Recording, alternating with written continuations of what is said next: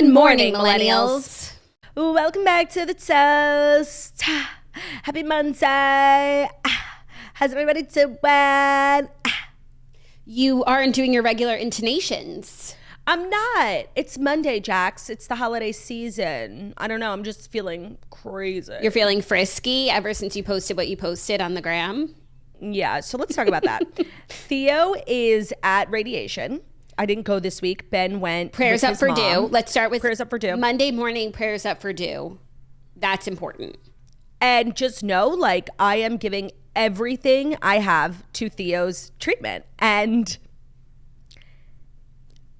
spiritually, emotionally, financially, we understand. So I'm trying to shake it up Chicago. Maybe my new intonation will bring more viewers. Bring more revenue. Yeah, like this is a business. For sure. Okay, I'm always here for change. You know that I'm here for change. Let me tell you what I'm not here for. My eye is still twitching. I know everyone's so done with hearing about my eye twitch. You guys, it's been, what is it now, like 3-4 weeks? It's bugging the shit out of me. So here's the thing about the show. We welcome all complaints. We do. We think it's a necessary part of the human experience and of the Jewish faith. And we want you to complain. However, like, there's got to be like a cap. I agree. There's got to be a cap on this eye twitch, and I'm being tested, and I don't know why. And I think I might have to get an eye patch, and then, of course, make it like my entire personality. Of course. I think Should I get one? Theo needs an eye patch too, and you guys can be twinning. We'd just be a family of pirates. Arr, matey. Are you ready, kids? Aye, aye, turdy. I can't hear you. Aye, aye, turdy. Oh, let's talk about the cultural impact of that theme song. I would love to, but there's something really important that we have to talk about this morning. Oh my God, wait, what? Let me think. I don't know if you're going to guess what I'm thinking of. There's always so many things to talk about. It's so true. Thank God we have a daily podcast. Especially on a Monday. Like there was a lot of weekend that happened. But the thing that I want to talk about primarily on today's show is your experience with a pet psychic. Oh my God. Wow. I totally forgot. I wasn't even going to bring it up. I'm obsessed. I literally had such a busy weekend. I totally forgot. Yes, I finally met with a pet psychic yesterday. And please share with everyone what she said. There was a lot that she had said. I'm not a firm believer, you know? I'm not a skeptic. Like I do feel like there are people out there who have some sort of third eye. I think there's vibes. There's merit to the whole thing. Of course, I'm also a person who's, deeply rooted in reality. So I try not to take, everything that she said so literally seriously. But you did engage a pet psychic over Zoom. Yes. Which is a choice. Yes. And let me tell you, that pet psychic had a lot to say about Bruno. She did. And to be honest, facts on facts on facts. And now I think I have to believe everything she said. She came for my boy. I know what you're thinking. Did she say Bruno? She means Theo. No. She came for Bruno, saying that Theo doesn't like Bruno, that Bruno eats his food and sits on his couch. Yep. Where else is he supposed to sit? I guess when Theo came through, like I know there's a lot going on in Theo's life, and I just thought it was interesting. It was worth noting that, for the first time ever, Theo's had the ability to speak to me directly, to communicate. And did he want to talk about his cancer? No. Did he want to talk about his pesky little cousin? Yes. Yes. And also there was something else that she said that we've been trying to interpret because it could mean a number of different things. So she was really fixated on, she said, Theo is saying he misses his palm tree. Now she was like, do you have a palm tree in your house? Maybe by the front door. And I said, I've never had a plant in my home in my entire life. So that's not it. Then I got to thinking about palm trees. Now, of course, I realize I'm sitting in front of a wallpaper full of palm trees. The toast didn't even cross my mind at that point, at that moment. What I had thought of was Jackie has a great backyard, and whenever me and Theo stay there, Theo gets to roam free because you have a totally fenced-in backyard. It's probably the most freedom off leash he ever really gets. I leave him out there for literally hours. He sniffs. He one time had an altercation with an iguana. Him and Bruno took on this big-ass iguana. It's kind of, I would say, an important geographic feature in Theo's life. Would you agree? I would agree. The iguana had brought our boys together. It brought me together. Oh my God, I was freaking. No one was up yet, and so I took Theo out, and Bruno was mulling around in the house. So I was like, let me take both the boys out. I let them go. They're running, and then they're both like doing something in the corner of your backyard. I'm like, let me see what's going on. There is an iguana who's bigger than them, like bigger than either one of them, who had obviously like climbed your fence and was clearly stuck in your yard. He couldn't figure a way to get out. Your yard is totally fenced in for the boys, and they went after him. These two boys went after the iguana, and I didn't know how to intervene because I thought it was dangerous. But what am I going to do? Touch the iguana? Like, I was totally helpless in that moment, and no one was awake. And it was so scary not to make their moment about me. But like, I was really kind of triggered. Right, but these boys are hunters. They are hunters and they are gatherers, and they show that iguana who's boss. So all that to say that your backyard is very special and to the boys. Yes, and it's a positive in Theo's life. So you thought the palm tree might have meant, and you texted me saying Theo wants to go to Jackie's house. Like, because there is this part of your yard where there's like 8 big palm trees that create this sort of like, I don't know, very picturesque, very vacation-y, very bohemian. Oasis, yes. And it's one of my favorite parts of your backyard. It's very beautiful. And they're always, running in and out of the trees. So I thought maybe that was him saying he wanted to go to your house. But then someone else was like, palm trees are also a cornerstone of the toast. So maybe he wants to get back to normal life, get back to work. I don't know. It's confusing. I like, obviously, the first theory. That's where my mind went. Come on down anytime, Lala. We would love to have you. Yeah. Open invitation. So like I said, we're doing a bit of the East, a bit of the West, a bit of the unknown. Today, Theo's at round 2 of radiation. You did a bit of the North Pole because you took him to see the Christmas lights. I did. My weekend was very Theo-centric. We got a stroller for him, so we were able to take him out of the house. He's been, kind of holed up. And Theo's, of course, he's a King Charles Cavalier. They're known for being like indoor dogs, lap They're dogs. lap dogs. If he never left the house, like, it wouldn't be a big deal. But Theo has an adventurous side. I remember when we did his DNA results, it said he was about 2% Neanderthal. And what was his wolfiness? Oh, I'm sorry, not Neanderthal. Wolfiness. He had a 4% wolfiness. And that's via Embark. That was one of our toast sponsors. They're not a sponsor anymore, but it really was a fabulous. We did it. It was like 23andMe for dogs, and they tell you their background, and I thought it was really interesting. It is very interesting. So you've done a bit of the East, the West, the North, and now you got to come South, Turdy. It's so true. Hey. So my weekend was very like Theo heavy, trying to, make him comfortable. And I'm hoping that today we'll be able to, I don't know if we'll know yet if radiation or anything that we've been doing has been helping. I don't know if they're going to do x-rays. I do wish I was there, but like I said, these are expensive treatments and Mommy's got to work. Yes. So prayers up for Dew. And also the psychic told you that he's not in pain. And so did the acupuncturist. Like, Dew is okay. Yes. She did say like she could see him making it to the spring, and that's really not what I was hoping for, I was hoping, for spring of 2100. Right. So that's why I'm really not like wanting to believe everything she said. No, obviously this whole exercise was a crock. You also said that Ben was very much leading her. Yeah, that's the thing. That's like rule number 1 if you're going to engage a psychic. Like, give them nothing. Poker face. How can you ever know? Yeah. It was good. No, it sounded like a crock, especially the part about my boy Bruce. No, that was probably the most legitimate part. He was so hurt by these allegations. Have you ever seen a psychic? I think I've stopped in, on the side of the road once, but not like just, I don't know, maybe out of boredom or like not in a meaningful way. Not in a meaningful way. It's not a recommended person. Just like, oh, let's get some tea on me. Yeah, I do have a lot of interest in seeing a medium. I think that would be interesting. And it's just too bad that when we interviewed Tyler Henry, he said he wasn't, taking calls from the beyond. Damn, he hung up the phone. Do you remember that? Yeah, I forget why he said he wouldn't do it. He was like off the clock.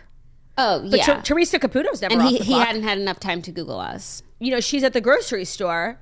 Oh my God, would you look at that hunk up or shoot? Who's the young man who passed suddenly, She's never off the clock. No, if like I were at a dinner party and there were psychics, like I'm always going to hear them out. I'm always going to hear them out. Like what's the downside if you don't put too much of a personal stake in it and don't make like actual serious decisions based off what they say. Exactly. But I'm always open, but you can't lead them on. Rule number 1, don't give them anything. It's true. Ben was definitely leading, but you know, I'm in this place in my life, and it's kind of the place is called Desperation Nation, where I am willing and open to try anything. So keep sending recommendations. Okay. Yeah, I get a lot of inbounds, like, make sure Turdy sees this. And I see it. Taylor Strecker she's like, people have been messaging me. They need to get this information to you. I'm just sending it your way. I read everything. So thank you. Great. So glad to hear it.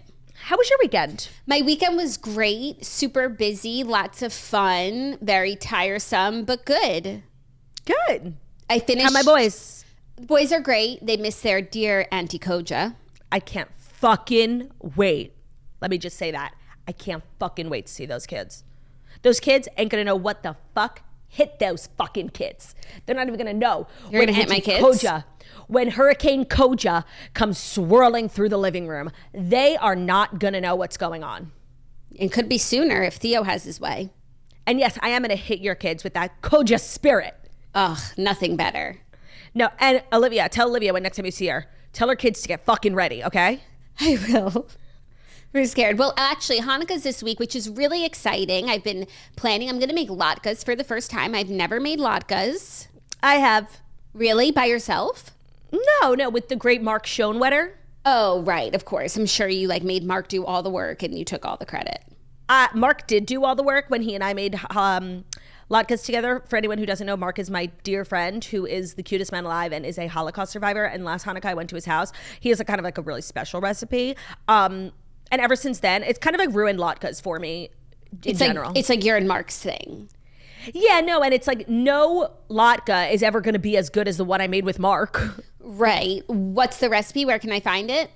It's a shtetl recipe. It's a recipe from back in the day. It dates back to, yeah, it's old school. He had a special potato shredding machine that literally looked like it was from Back to the Future. It was insane. Oh, wow. Well, in my printer, I had just printed a recipe. I had heard the New York Times latke recipe is very good. Hopefully it's better than anything else that they do. I don't know how the New York Times could have a good latke recipe when the New York Times oozes anti-Semitism. Do the latkes come in swastika-shaped designs? No, I don't think so. But it would make sense for them to want to profit off the Jews, but not support.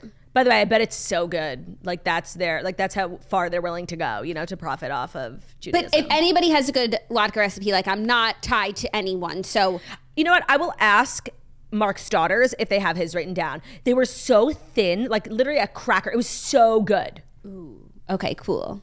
Thanks. Yeah, premium. So I'm excited about that. I made some banana bread yesterday too. Yum. Tasty stuff. And I read Britney Spears' memoir because we're recording The Redheads today. A new episode drops on Thursday. Great book for the end of the year. Such a quick read. I feel like I have a brief on Britney, and now when I see all these stories about her in the tabloids, which are every single day, and I usually kind of skip past because I'm just giving Britney her space. Whatever she wants to do, of course. Go and do it. You've earned the right. Agreed. We don't need to pick it apart. And I feel that way also after reading the book, but just with more context now on why she is the way she is. And it was just interesting. So I'm excited to recap the book with the girlies. And also it's our end of year episode. So we're doing top 3 books of the year, redhead and non-redhead. We are on the same cycle because I too finished my celebrity memoir and my book club also meets this evening. So tell me, because I don't want to spoil anything for anyone, but tell me the juiciest thing you learned from Britney Spears' book, and I'll share the juiciest thing I learned from Matthew Perry's. Okay, well, it's hard because a lot of the big things became news stories, like the abortion. Mm-hmm. Oh, true. I'm trying to think of other things that I didn't necessarily know. Juiciest. I don't know. There was some Jamie Lynn slander, which of course. Jamie Lynn, the sister, not Jamie, the dad. Oh, I mean, there was so much, all family slander, which was weird because then also this weekend she was seen with her mom. But after having read the book, she's written off her family. But also having read the book, it's I also understand why she always goes back to them because that's just who she is. Even as they were completely betraying her, she cared so much about what they thought of her. Yeah. Cade is in the book a lot. Her agent. Sure. And he just was a really good friend to her. So that was really nice to read. And it was interesting how she felt about some of her songs and what album she considers her best work. And also, I guess it's also about how many albums sold, but like she kept on talking about Glory, that's her best album.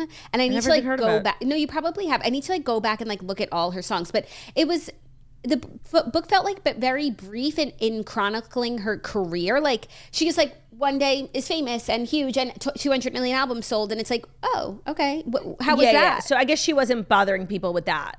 No, journey. she really wasn't. It moved very quickly, which was nice. Yeah.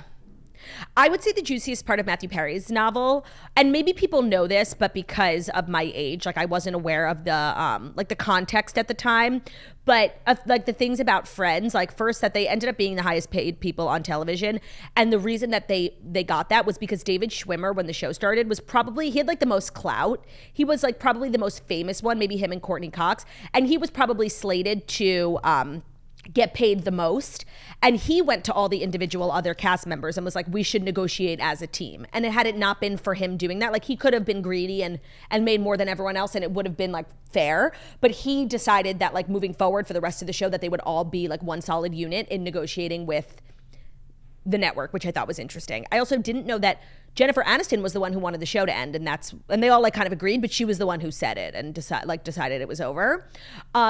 And I always gathered this as like a viewer of the show, but like Joey's character like made no sense in a lot of different ways.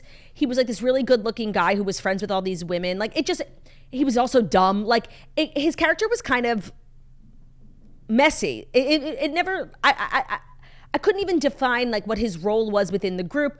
And like that was a general feeling. Like everybody understood that. And they said by seasons 9 and 10, like those were Joey's best seasons. And that's why Joey got the spinoff Joey that lasted very, very briefly. But I always felt that was something like I just felt, not like that everyone else did. But apparently like they knew, they couldn't figure out Joey as a character. How do we solve a problem like a Joey? Exactly. So if you're a Friends fan, I loved the book. I think I gave it 4 out of 5 stars. Joey reminds me of Johnny Drama from Entourage. From my perch of barely watching both shows. Well, just because they're both like desperate out of work actors. Clowns. Yeah. Johnny Drama is one of the greatest characters in television history. Like they don't make him like Johnny Drama anymore. Yeah. Well, at least he got his justice. So true. Yeah.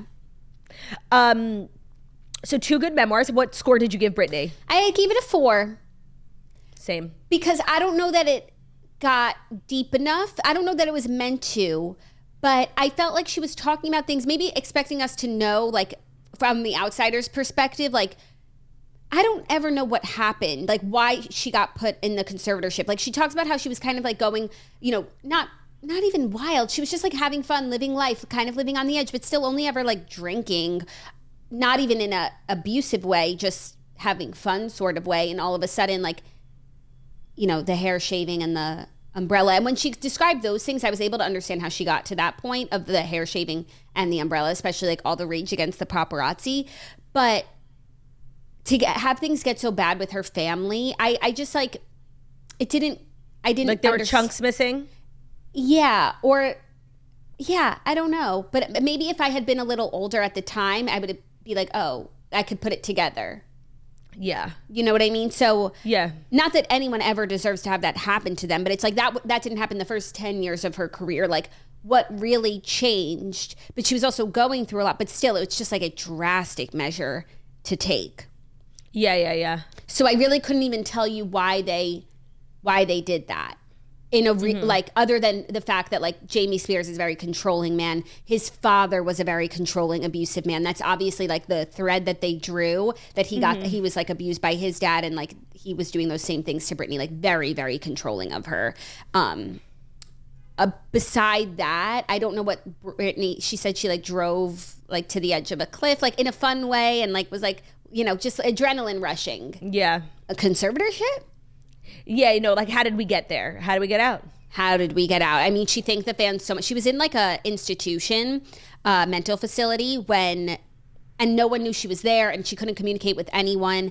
And one of the nurses there like showed her online like people like doing like free Britney stuff for the first time, and how it meant so much to her that like somehow her fans knew that she wasn't okay, and that's like what got the ball rolling.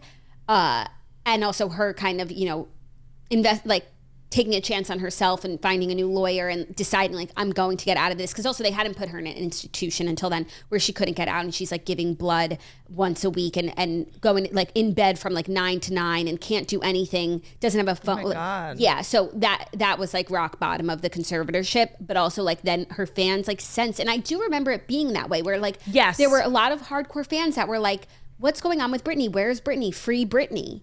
Yeah. And she's like, that's exactly what it was.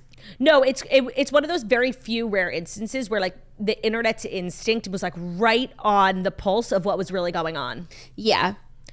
And like it happens all the time and people are always wrong, you know? They're like, I think this. But it really was true and it galvanized the entire fandom. Yeah. And also, they really created real change. Also, I have questions about Kevin Federline. Okay.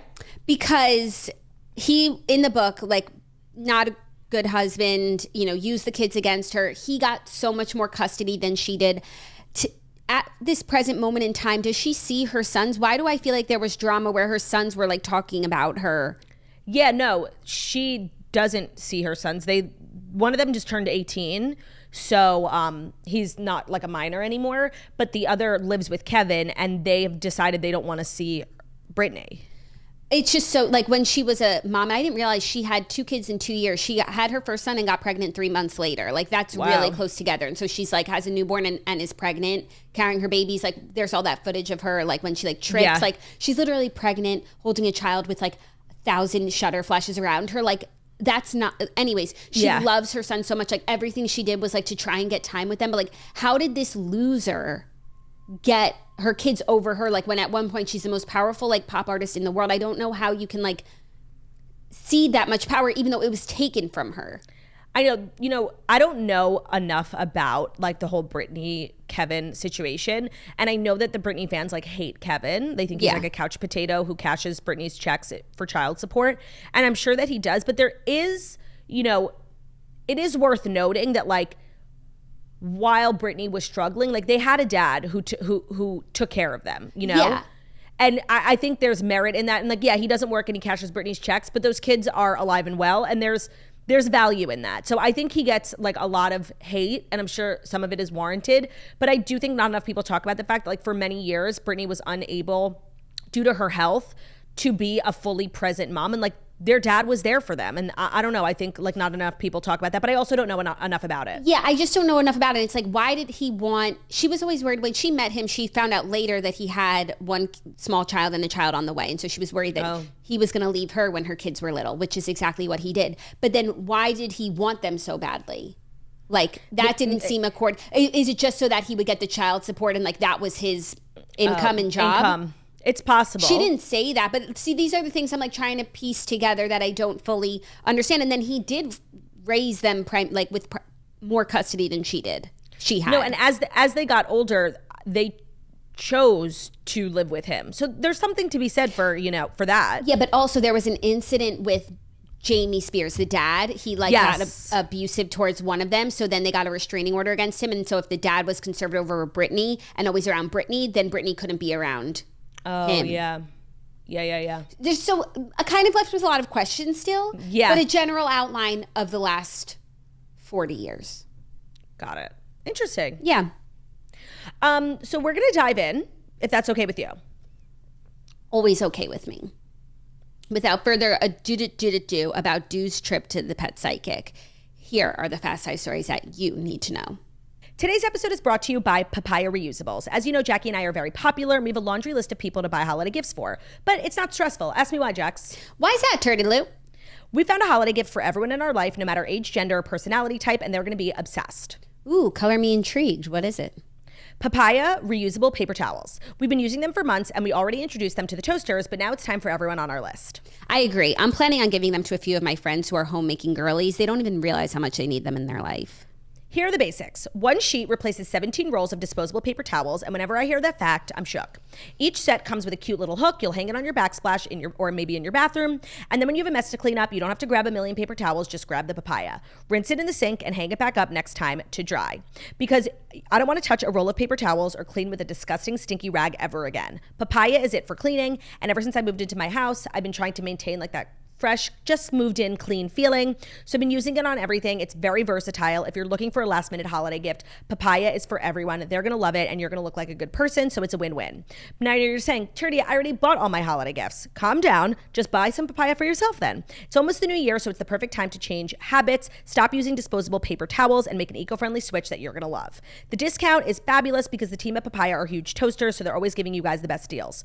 Go to papayareusables.com right now. Use code TOAST for 30% off site-wide. That's papayareusables.com and use code TOAST for 30% off. Papaya is just one of those products that until you actually try it, you're like, okay, that just sounds like a rag. But once you hang them up around your house and start using them, it's like, yeah, I get the hype now. papayareusables.com. Today's episode is also brought to you by Manscaped. Ladies, today we're being Santa's #1 helper. The holiday season, go beyond the boring gifts and the stocking stuffers and get something that your man actually needs. The Performance Package 5.0 from Manscaped. The ultimate grooming bundle is designed to treat his special snowflake. Give the gift of joy and perfection and slay the holiday down with 20% off and free shipping at manscaped.com. Manscaped is just the go-to place for everything grooming for the man in your life. So also I used recently on Theo. So really any man in your life. Grooming essentials, ear and nose trimmers, everything you could possibly need comes in this Performance Package 5.0 Ultra from Manscaped. So that's the lawnmower, it's the Ultra Body Trimmer, the Weed Whacker, which is for nose and ear hair. They are both waterproof. You can use it in the shower. They also have aftershave lotion in there, an anti-chafe ball deodorant. The gift of Manscaped doesn't stop there. The bundle comes with 2 free gifts: Manscaped boxers and the Shed 2.0 toiletry bag, because men need pouches, and I feel like pouches are for the girls, but Manscaped understands like pouches are also for the boys. Get 20% off and free shipping when you use code TOAST at manscaped.com. That's 20% off with free shipping at manscaped.com and use code TOAST. His balls will be singing, baby, it's cold outside. This is actually really the perfect size for a stocking stuffer. It's also just a great gift. Use code TOAST at manscaped.com. Today's episode is also brought to you by Liquid IV. No matter where or how you're hydrating this season, Liquid IV is the hydration brand fueling your well-being. And their hydration multiplier can keep you going through the end of the year and beyond. With 3 times the electrolytes of the leading sports drink, plus 8 vitamins and nutrients for everyday wellness, Liquid IV hydrates 2 times faster than water alone, all in a single stick. Now it's available in sugar-free, and you can choose from 3 delicious flavors: white peach, green grape, and lemon lime. I love lemon lime. I also feel like the end of the year, like we've all just pretty much given up on productivity. Liquid IV is making sure that's not going to happen. Like no crashes, you'll feel good, you'll be hydrated, no midday migraines. We are getting through to the end of the year and we're going to slay the house down, you know, with Liquid IV. 1 stick of Liquid IV and 16 ounces of water hydrates better than water alone, with 3 times the electrolytes of the leading sports drink, no artificial sweeteners and 0 sugar. It has 8 vitamins and nutrients for everyday wellness. Always have one in your purse. If you're traveling, if you have a hangover, if you're just not feeling well, have it in your purse. It will save your life one day and you'll be like, thanks, Turdy Lou. So grab your Liquid IV hydration multiplier sugar-free in bulk nationwide at Costco, Shapiro approved, or you can get 20% off when you go to liquidiv.com and use code TOAST at checkout. So it's 20% off anything you order when you shop Better Hydration using promo code TOAST at liquidiv.com. This is just a product you want to have in your house. Always throw it in your purse, keep it in the cabinet. I really like the lemon lime flavors, but flavors are personal. So choose what you like, but I like lemon lime. Tastes like a soda. It's really good. And just have it stocked. You never know when you need one after a long night, just long day, midday crash. Check it out. Thank you, Dr. Delu. You're welcome. You're welcome. Our first story, it's always the first story on a Monday, usually. It's true. It's Tailored and Travis. Taylor went to Wisconsin to see her man's take on the Green Bay Packers. She was lose. This was the first game she was in attendance where they lost. So she'll obviously have to be there for him, a shoulder to cry on. I think he's going to cry some big fat tears. Because honestly, they lost, but like Travis also like played poorly. Oh, he did? Did you watch the game? I did, and literally there was 2 minutes left, and I turned to Ben. I'm like, where is Travis? Like, I literally didn't even see him. And it was a very interesting day of football because the Eagles and the Chiefs both lost. So now, I saw that the Eagles played the 49ers, which is a really big game, and I think that'll probably be their conference championship because they're like the best in their leagues. And it was last year.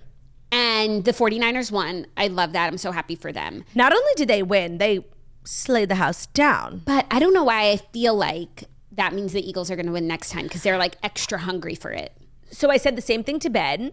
But they had the home game, the Eagles. Like, they had the home field advantage. I think maybe next time it'll be in San Francisco. Like, is that how it works? I feel like the Eagles, like, they thrive in more of an underdog situation. Like, when they're on top, they don't know what to do. Like, it's like, you know, he said in his Super Bowl speech, like, hungry dogs eat first or something like that. Like, that's they're scrappy. Vibe. They're scrappy. They don't want to be like, you know, a big fat high on the hog. No, I agree. Big fat high in the hog is like so Chiefs. Yeah, like always winning. We stay winning, like Patriots. They're not that. And I just think it's worth noting, like, the Eagles have lost 2 games this season to both of my teams, the 49ers and the Jets. That's insane that they lost to the Jets. No, it's just kind of like one of my favorite fun facts about this current NFL season that I bring up probably once a week. Are you sure that's true? Positive. That's insane. They're like 11-2 or 10-2, whatever. Even if the Jets do nothing else of note this year, like, that's insane. But the Jets won't do nothing else of note this year, because did they lose yesterday? Yes. Did they score a touchdown even? No. But is December 24th 3 weeks away? Yes. And rumors are swirling that Mr. State of Grace will be making a grand return.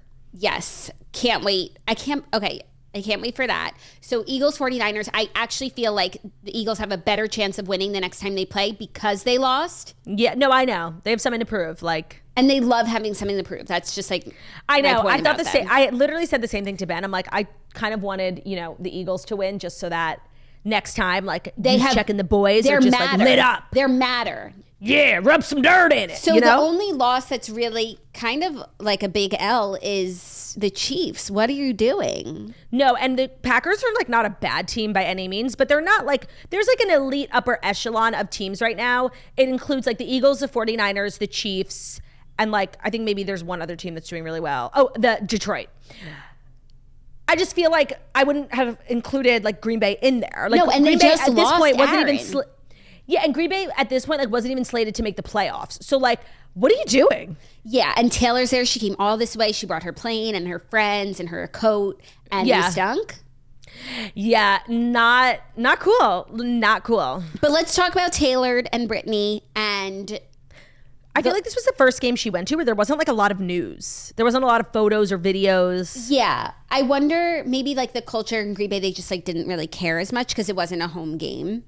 No way. Like, why they were like putting up signs like, we're here for Simone Biles because her man plays for the Green Bay Packers. Yeah, no, and I love that, and I'm here for Simone Biles too, but like, they didn't put her on TV a lot. Like, there just wasn't a lot of content that came out of it. Yeah, but people are speculating that she borrowed Brittany Mahomes' coat. She definitely did. But the girl next to her was also wearing the same coat. Oh, maybe like one of the Chiefs wags has like a coat line? a line of coats. Yeah, I thought the girl next to her, she was blonde, she was wearing the exact same coat. I thought she might have been a body double. I don't like the coat, so the fact that maybe 3 different people purchased it as opposed to, you know, everyone sharing is shocking. I don't like, I'm not into like big coats, like with and that fuzzy material. Yeah, like, that's not fur. I'm literally it's wearing what it. I'm wearing today too. Yeah, Teddy vibes. I'm actually not. I think it makes like, I'm wearing something like it, and I think it makes me look like, I think it's unflattering. No, but also Teddy vibes in red. Yeah, no, it was like, it reminds me of Clifford.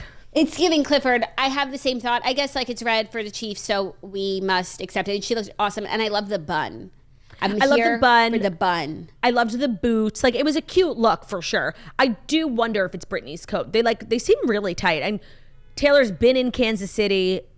Brittany flew with her. Did she? On Air Swift. I mean, Air Swift greater than every other airline on the planet. I would give my right arm. And then they jetted out immediately after game. I mean, why would they stick around? But they made it seem like she dipped out because they lost, which she obviously didn't. No. What was she going to spend the night in Wisconsin? She's going home. To Kansas City. Right. To Travis's house. I'm assuming. Yeah, well, if Brittany was with her, they flew. I don't know if they flew home together. Oh. Maybe she just needed a ride there. I'm sure they did everything together, honestly. Except why did they part ways when they were backstage? I'm so glad you brought that up because they spent the game together in the same box. But the video we had gotten of Taylor entering the arena from like the backstage, you know, underground entrance, she walks in with Brittany and then they literally give each other a kiss on the cheek and part ways. Yeah, it's like Taylor had to go through a separate entrance. I know why. Because at the beginning of games, because I went once with like with a wag, there is like the families go on the field before kickoff and like say hi to their husbands and stuff. You like stand behind this rope and their husband, like you always stand in the same place and your husband comes and finds you. And it's like so cute. That's where all the girlies like take the cute pictures. Olivia Culpo's always doing it. And then you go up to your seats and Taylor's not doing that. Yet. I don't think Taylor would ever do it. Honestly, I think for her to be on a stadium, on a field with so many other people is like actually a security issue. Like one of the fans could literally just jump down and like, I don't think she would ever do it, even if they're married with kids. Yeah, but what if her kids want to go? Yeah. I guess we'll cross that bridge when we get there. No, I think in the course of their relationship, it will happen at least once. I mean, I can't say any, like every time I make a prediction, I'm wrong. Like this has been so unpredictable. Okay, well, I feel like every time I make a prediction, I'm wrong too. So it's like if we make opposite predictions, one of us has to be right. Okay. It increases our odds. We should do that for everything. Then the toast is always right. Yeah. Yeah. It's 7 years in. How are we just thinking of this? Because we're really not like the type of people who like make pop culture predictions. No, we and, don't. Like, I don't care if my predictions come true or not. Like I'm just having fun, you know? And also like I'm so authentic that I really like if I have a gut feeling on a prediction, like I'm sharing what I actually think, not, you know, trying to increase my odds in Vegas. No, and I'm so authentic that like this show is reflective of my personality and my brand like is being dumb and wrong all the time. Like, sorry. Yeah. I'm just that authentic. You love to see it. Authenticity at its finest. So that's your football recap for the weekend. Taylor and Travis going strong. Now she'll be there for him in this low of his. Time of need. It's not been the greatest few weeks for them and her, but I think they're there for each other and that's what matters. Yeah, I think so too. I think the fact that she came to the game, you know, publicly facing, showed up for her man, I think it's good. Yeah. Agreed. Are you ready for our next story? Yeah. Gerry Turner, the Golden Bachelor, is is standing up for himself, dismissing the weight shaming claims. He said he really doesn't have time to think about it. Oh, also I wanted to say it was spoiled for me too. I saw. I'm so sorry. I saw the name and then like Me I too. saw the two of them sitting down for an interview. So like now I'll recognize her too. Me too. Yeah, but Golden Bachelor star Gerry Turner seemingly blew off claims that he allegedly broke up with his ex-girlfriend due to her weight gain. He told the LA Times, "I don't have time to reflect on comments like this. My only response is that I have so many positive things in my life right now. I have the wonderful love of blank. Spoiled again. My partner." He shared, adding that he is happy to look forward. Also, in the interview, he did kind of talk about the claim that he hadn't dated since his wife and was like, you know, I guess that is untrue, but we have different, it's very like subjective what dating and being in a relationship means. Yeah. One thing about me, like I'm not canceling Gerry. Like no, I'm not canceling Gerry. And I also kind of love like when you're 72 years old and like you know thyself, like you don't have a hard time standing up for yourself. No, and this is what's refreshing about like the Golden Bachelor is the crop of people and the talent isn't your typical, 22-year-old influencer on the rise. Like where I'm sorry. Like Gerry doesn't give a fuck. Yeah, no, we're not getting a video from Gerry. We're not getting a Notes app screenshot. Like Gerry don't give a fuck. Gerry is not listening. He's not learning. Gerry is not over party. Gerry is not over party. So that's a party I'll go to. Me too. I think I'll wear this hat to the party tonight. You should. Gerry would love it. Gerry would love it. Gerry would love everything. Because Gary's a nice guy. And that's what you get when you do the Golden Bachelor. I can't believe like we literally, and this is actually one of our predictions that did come true. We said that people were going to like dig up Gary's old tweets. I honestly didn't think they would travel to Indiana and find like the cocktail waitress who saw him on a date one time, thus disproving he never dated after his wife died. I didn't think they would go that deep, but the depravities of the current state of journalism never cease to amaze me. No, and the depravities and links they had to go to get something on Gerry just for me underscores that he must be an amazing man, that like this was it. This was the worst of Gerry. Right. He was actually installing hot tubs when he said he was retired. Like, oh, I'm so sorry he wants to work. Yeah. He's boy with a job. Get your fucking ass up and work. And that's what Kim was talking about. Like, exactly. She was talking about Gerry. Speaking of Kim, did you see this forlorn Balenciaga show? Hashtag collab with Erdogan. Like, the bar is low. The outfits were low. Terrible. I guess everyone has just officially moved on from Balenciaga. Like the elites have, but the people have not. If anyone who wears Balenciaga or promotes Balenciaga, you look at the comments, the people are still here. Yes. Also, okay, when I went shopping a few weeks ago, and it was holidays, so like everything is, buzzy, and there was one bag. I was in like the designer section. There was one sales shelf, and it was all Balenciaga bags. The people are not happy with Balenciaga still. Every time I walk or drive past the Balenciaga store in the city, I'm just like curious. I have not seen a human being in there since this whole thing happened. Like, seriously. And at the beginning, they had police standing outside for a while. Yeah. No, I don't think anyone's going to do anything crazy in the store aside from like not want to buy their things. Yeah. And it also doesn't help that their things, like every time I see Kim wearing it, it's so ugly. Oh, yeah. Her outfit was really ugly. I will say, like, that little bag with the bee on it. Yeah. Is cute. It comes in every color. So whatever your favorite color is, like, you could get one. Maybe if things had gone differently for Balenciaga, at some point I might have gotten it in pink. It's a good evening bag. It's just it's a cute bag. So that's a loss, but those outfits are not. No, it's like enough with the sweatshirts and the spandex. Like, it's so ugly. Yeah. And it's like you can get that anywhere. It doesn't have to be. And I don't know, just doing it as like a collab with Erdogan. When I think of Erdogan now, is like, it's so TikTok-y. It's like, it's so influencer-y. And I think I love influencers, but I think they're beneath Balenciaga. Like, actually, now, no, but you know what I mean. But like the fact that Kim was like, she's like a meme with her Erdogan bag. Yeah, it was so like basic and uninspired. Basic was the word I was going to use. Yeah, I was shocked at that too. There was also another fabulous event in LA last night, one of those Academy of things. Yes, and I will move it to our next story because that fake event where everyone just looks gorgeous and takes pictures, but we don't know what we're celebrating, happened last night. It's called the Academy Museum Gala. But that's new. I haven't heard of that one. A couple times a year there are these things, and their names are familiar to me. LACMA is only becoming familiar because they keep pushing it. I never heard of this one, and this carpet didn't look familiar to me at all. No, Claudia, this happens every year. Remember we saw those pictures of like Kaya Gerber and... That was LACMA. Are you sure? Positive. And Austin Butler? Yes. Okay, this one is the Academy Museum Gala at the Academy Museum of Motion Pictures in Los Angeles. So it's like an Oscars, like it sounds like a pre-Oscars type of event. No, it's like... I don't even know if there's an event. I think it's just like pictures on a carpet and then everyone goes home. Like I seriously think this is a front. It's a money laundering scheme. I've never heard of this event. But you see the pictures, like, so Kendall was there, Hailey Bieber, they look gorgeous. Like they both looked stunning. I feel like it's just an event for people to get their pictures. Yeah. And then I don't know what happens on the inside, if there even was an inside. Right, like where does the carpet lead to? There's nothing behind them. No, I know. It's giving industry plant. It's a front. Yeah. Let me search for more information. Academy Museum Gala. Usually we'll see like a couple photos from the inside. And after also party. Right. On Instagram. And remember that time that Lady Gaga went? We were like, what is this? She went to LACMA? I don't know. Is it LACMA?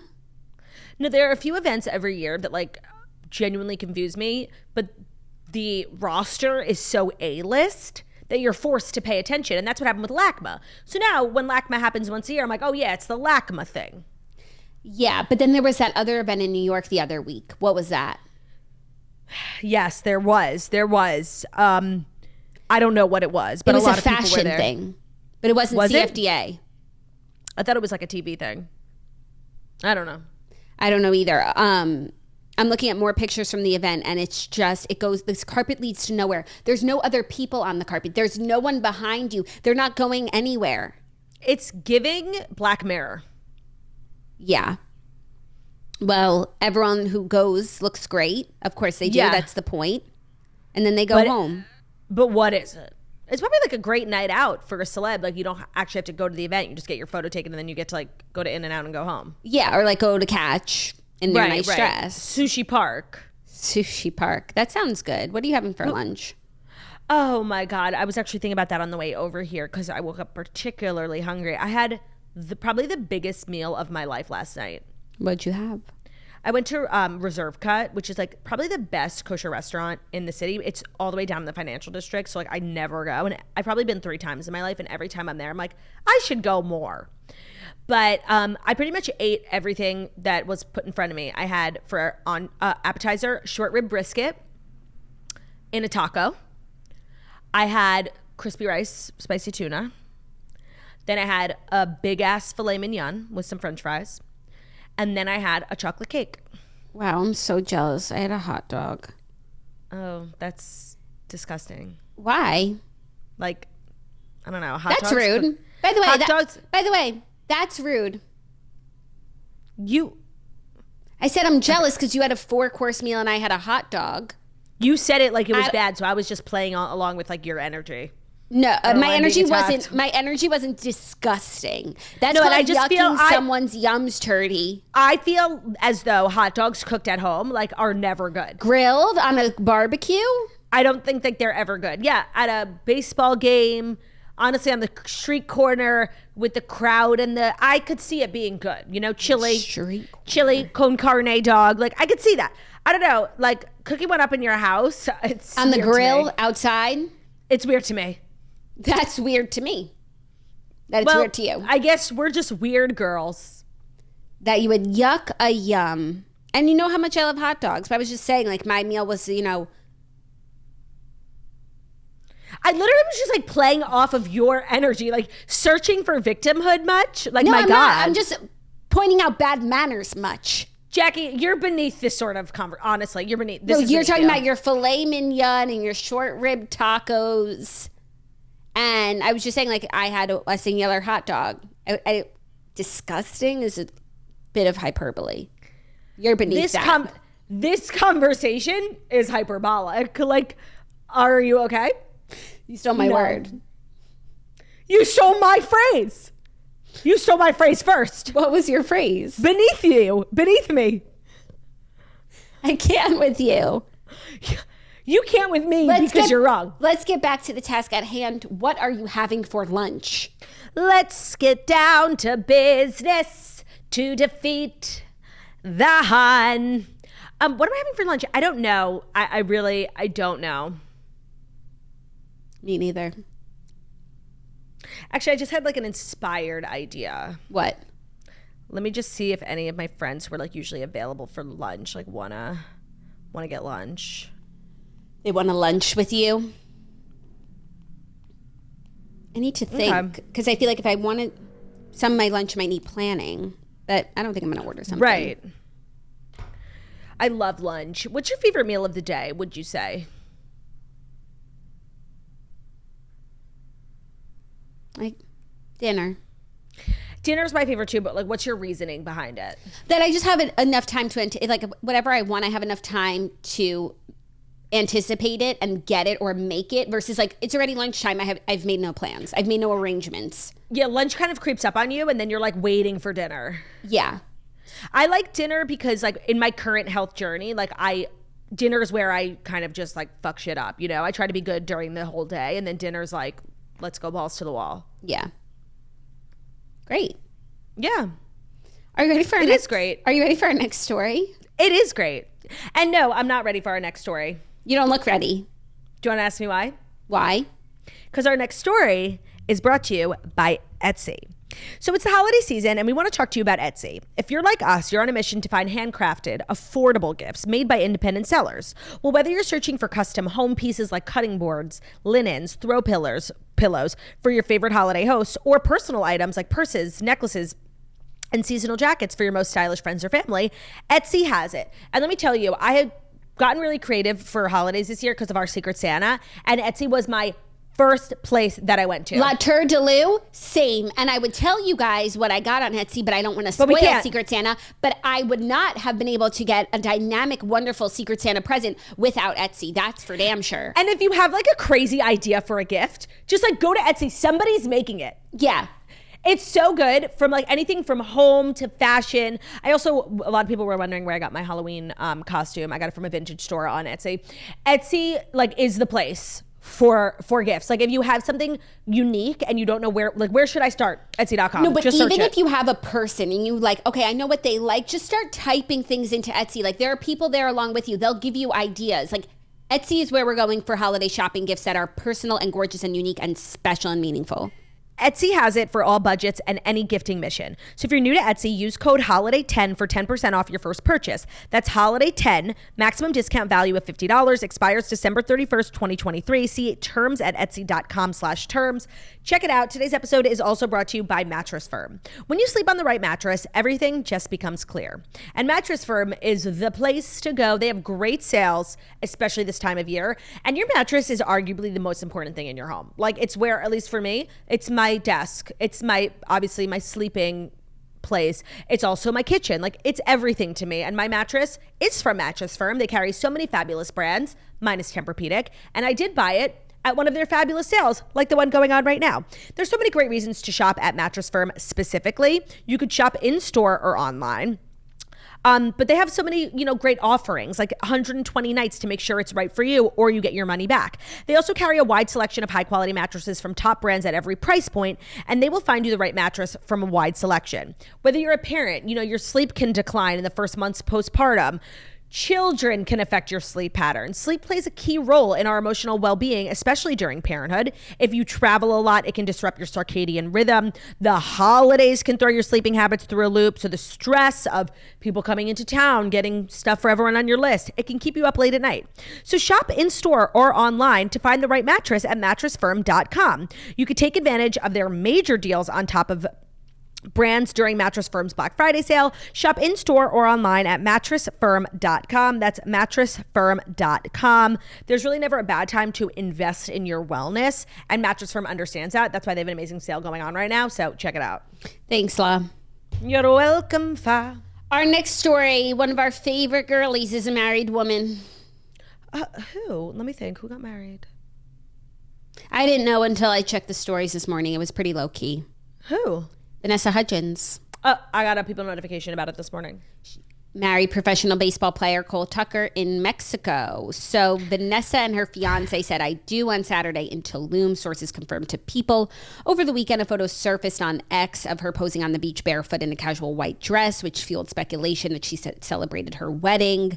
Her former HSM co-star Monique Coleman posted a video on her Instagram story showing footage of a tropical setting in Tulum. Oh, I'd love that. Taylor was there. Yes, her BFF, Gabriella and Taylor, back together. So what is the status of her relationship with Ashley Tisdale? Because Ashley Tisdale is really tight with Austin Butler. Yeah. They're like best friends. And I think things got weird. Right? So I'm assuming she wasn't there. I don't know. We don't know much about this wedding because it was all very low key and it's all coming out slowly. So maybe she was there and we'll find out soon.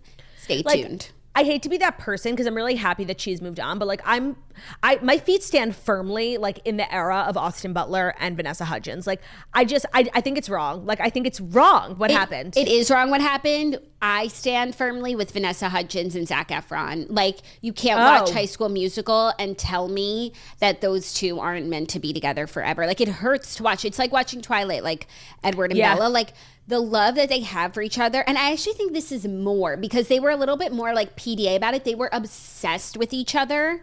And I just don't see why it couldn't work today between them. Like now when I look at Kristen Stewart and Robert Pattinson, I'm like, yeah, you two. No. Yeah, one of them. Yeah. No. I mean, she's like gay, so obviously like it's not even in the realm of possibility. Right. So no. It's not going to happen. I do still feel sadness. I do want to say. But like Vanessa Hudgens and Zac Efron, I feel like they could like be a new couple that we reported on. Like they are still right for one another. They're right for what I mean. Of course, she's now happily married to someone else, and it's not what you want to hear the day after your wedding. But like, right. Hopefully, she's not listening because it's how I feel. This is my truth. So I'm so glad you brought up Zac Efron because Matthew Perry had said like when he dies, and if there's ever like a biopic about him, he wants Zac Efron to play him in a movie. I think they really connected on 17 Again. And I thought it was interesting that Matthew Perry didn't bring up 17 Again in his book because he talked a lot about the work that he did after Friends and how like because of his addiction, he became kind of just like nobody wanted to work with him. So he started writing a lot. And so we talked a lot about his post-Friends career. And I would argue that 17 Again was, at least commercially, one of his biggest successes after Friends. Yeah. But then at the end of his book, he had a little montage of photos of moments that he had referenced in the book.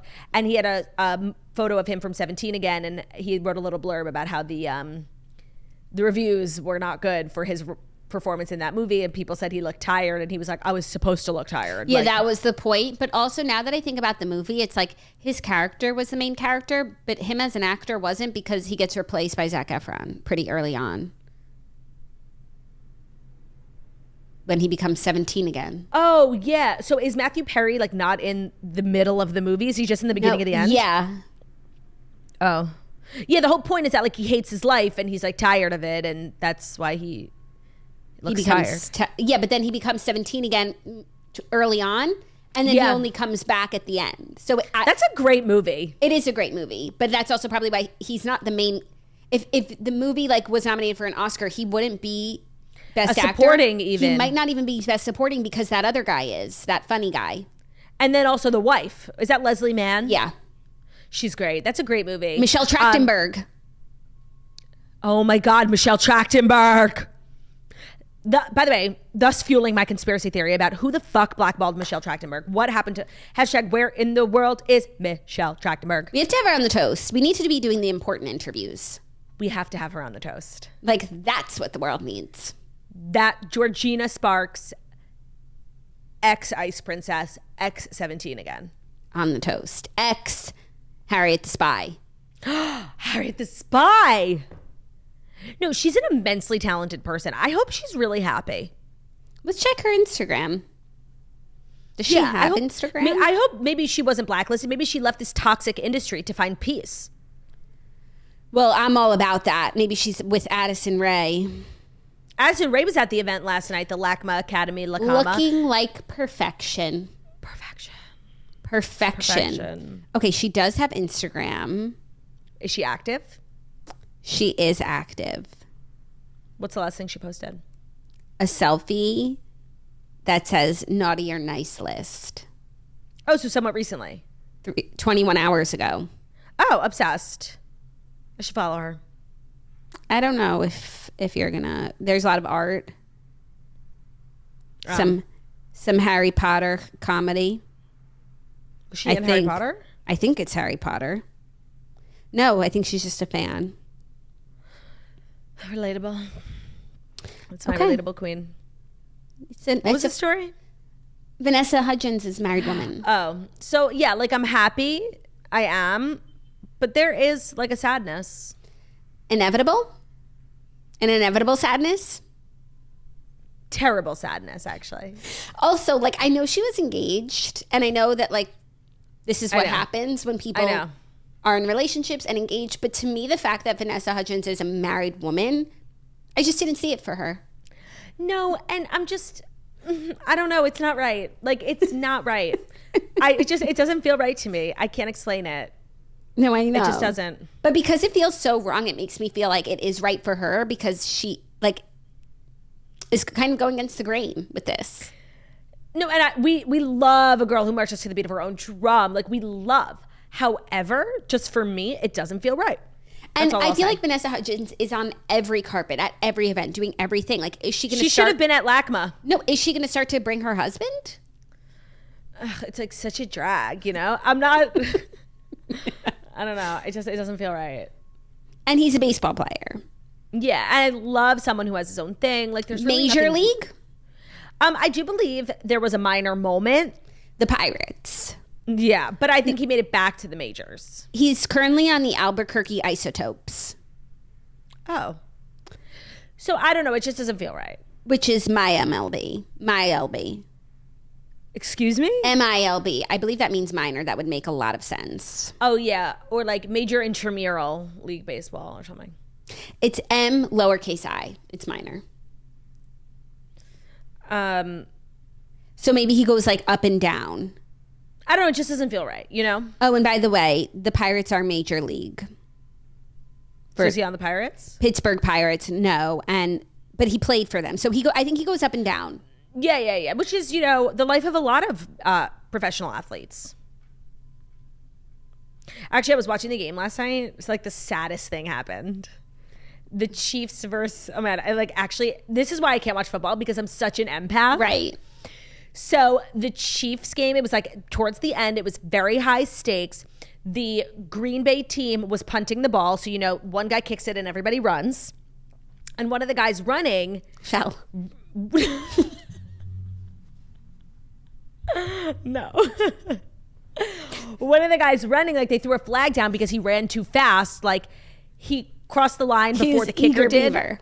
He was eager beaver, and they were saying like this guy just got picked up off the practice squad. So it's like your first big day and you're breaking like the dumbest rule. Like, calm down. Like I felt so like I had to turn the game off. Like I felt so sad and like empathetic. Like I just knew this was like such a big deal for him. Like he finally got off the practice squad. I feel like getting on the practice squad is like, it's such a bummer as a professional. Like it's a part of just a lot of the professional athlete's career.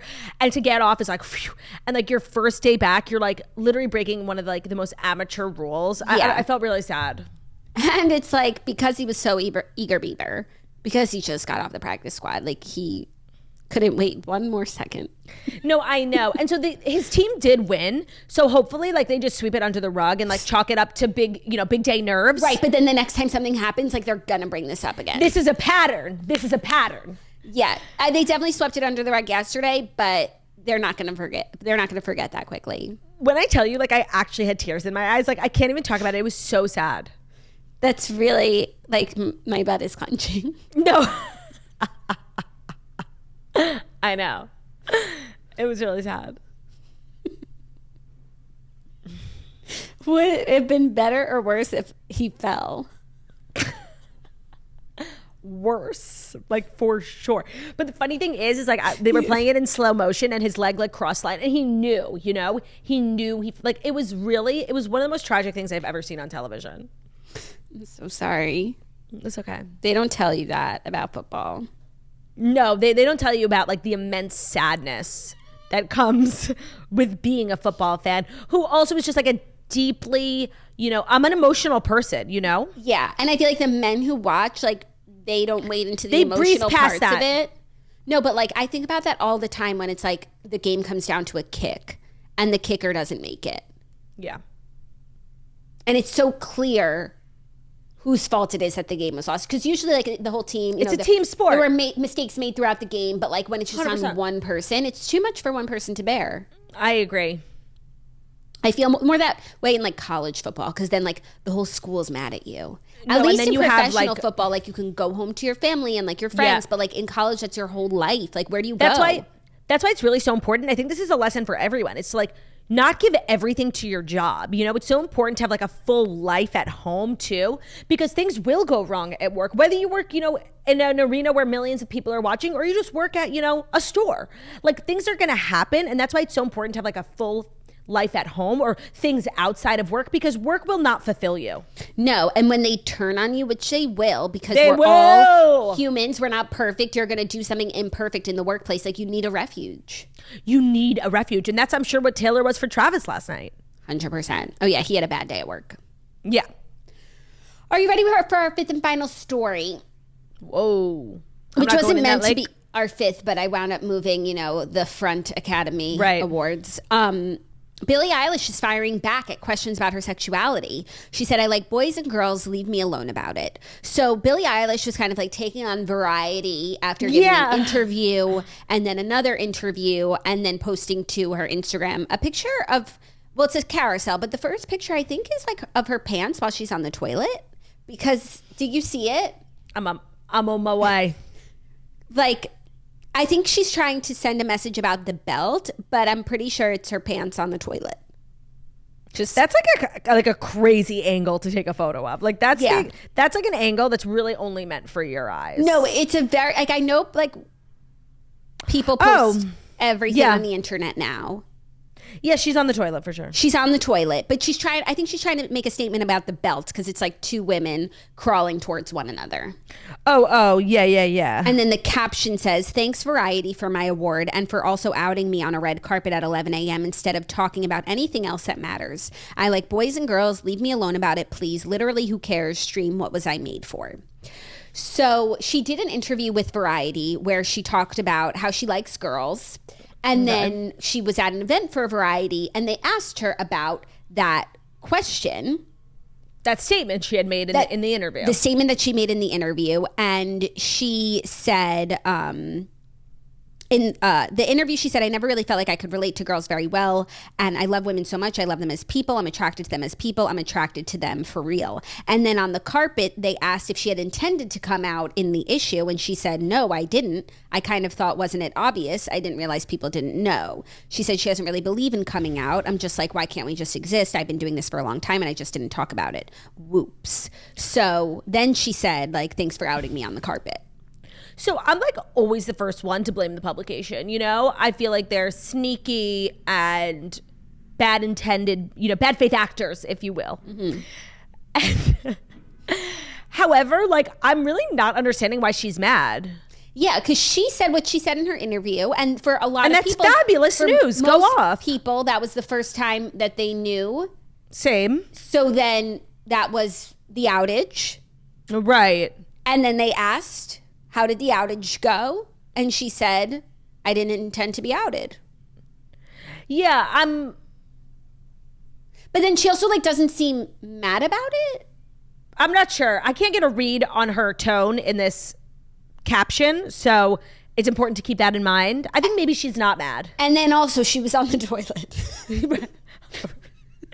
And then there's the toilet part. And the toilet, which we'll get to. The toilet being the hallmark picture of the carousel. So right, it's giving, photo number like, one. You know, I want to flush Variety down the toilet energy. It's giving Variety stinks. Right? Yeah. Poo-poo Variety. Poo-poo Variety is what she's saying. I think, but also, hey, look at my belt. But also, hey, look at my belt. There's a lot going on here. And I'm not an expert. Like, I'm not going to be able to like fully transcribe this for you guys. However, what I will say is it's giving, hey, look at my belt. It is. So you also see her outfit on the carpet. I did. And I didn't understand it, but I'm really not like a fashionable person. You know, I'm wearing leggings. So I'm not going to try and translate this for everyone. Yeah. She was also at the LACMA Academy red carpet. Oh, let me go look at her look there, because that's where everyone wore their best threads. It was not my favorite. But I just want to see like what era she's in, you know, because she commits. Yeah. I think she's in this sort of like androgynous era, if I were to guess. Yeah, but this is a seamla. It's a seamla, but it's kind of like a masculine seamla, don't you think? Like with the yes, because it's a blazer, but pinstripe. Yeah, but there's breasts.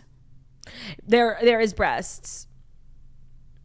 The thing is, Billie Eilish is a creative, and she's an artist, and she's also a young girl growing up right in front of our eyes. So I think we're going to see her through these eras, if you will, you know, stylistically and creatively. So I think maybe she's in, you know, I don't know. She's trying new things. She's trying new things. New styles. I do agree. I think I actually know what she was trying to say.